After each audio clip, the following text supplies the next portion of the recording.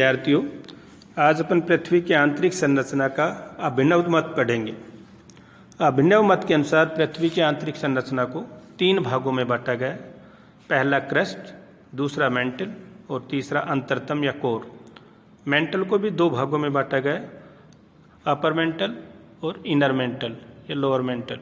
और कोर को भी 2 भागों में बांटा गया है, आउटर कोर व इनर कोर। अब सबसे पहले अपन क्रस्ट का अध्ययन करेंगे। क्रस्ट का घनत्व 2.8 तथा निचली क्रस्ट का घनत्व 3 है।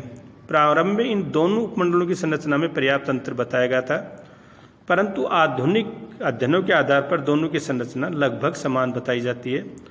घनत्व और दबाव के कारण ये बात स्पष्ट हुई है। ऊपरी क्रस्ट का निर्माण निचली क्रस्ट के खनिजों के निर्माण की तुलना में अपेक्षाकृत कम दबाव पर संपन्न हुआ है। अब दूसरा पार्ट है मेंटल। क्रस्ट के निचले आधार पर भूकंपीय लहरों की गति में अचानक वृद्धि हो जाती है और निचली क्रस्ट में पी वेव्स की जो गति थी वो 6.9 किलोमीटर प्रति सेकंड से बढ़कर 7.9 किलोमीटर से 8.1 किलोमीटर प्रति सेकंड हो जाती है। इस तरह निचली क्रस्ट तथा ऊपरी मेंटल के मध्य एक असभ्यता पाई जाती है, एक असभ्यता का सर्जन होता है, जिसकी खोज सर्वप्रथम 1909 में ए मोहरोविक ने की और उसी के आधार पर इस असभ्यता को मोहरोविक असभ्यता कहा जाता है या मोहो असभ्यता के नाम से भी जाना जाता है। मोहो असभ्यता से लगभग 2900 किलोमीटर की गहराई तक मेंटल का विस्तार है, जिसके बाद पृथ्वी का अंतरतम प्रारंभ हो जाता है।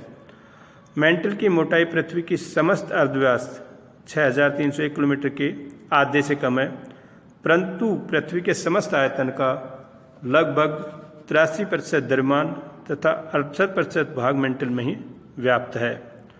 मेंटल को भी 2 भागों में व्यक्त किया गया, आपको बताया गया था, अपर मेंटल और लोअर मेंटल। अपर मेंटल 200 से 1000 किलोमीटर गहराई तक तथा लोअर मेंटल 1000 किलोमीटर से 2900 किलोमीटर की गहराई तक पाया जाता है।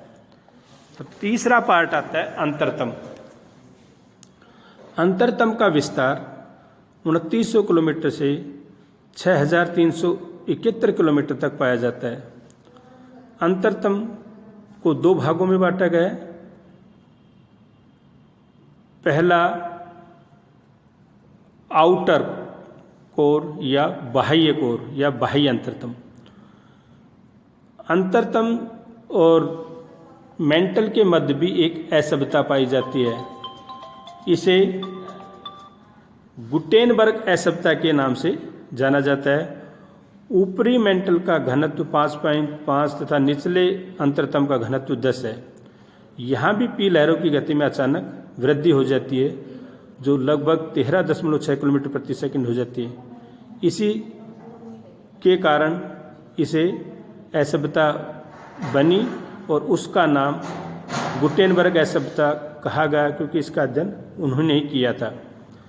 अब अंतरतम का पहला पार्ट बाह्य अंतरतम।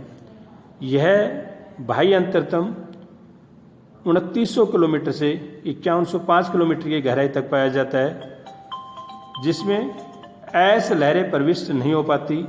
इस मेंटल को यह माना गया है कि यह तरल अवस्था में होना चाहिए, क्योंकि जो एस वेव्स हैं वो तरल पदार्थ से होकर के नहीं गुजर पाती हैं। और दूसरा जो अंतरतम है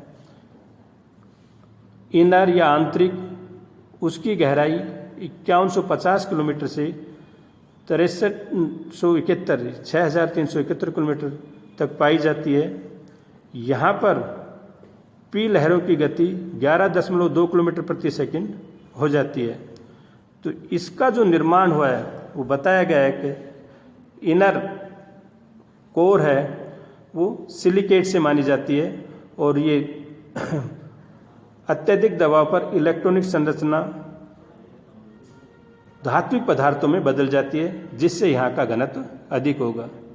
तो ये जो अध्ययन किया गया है ये international union for geodesy and geophysics के आधार पर किया गया है, जिससे अपने को पृथ्वी की आंतरिक संरचना आसानी से समझ में आ गई। धन्यवाद।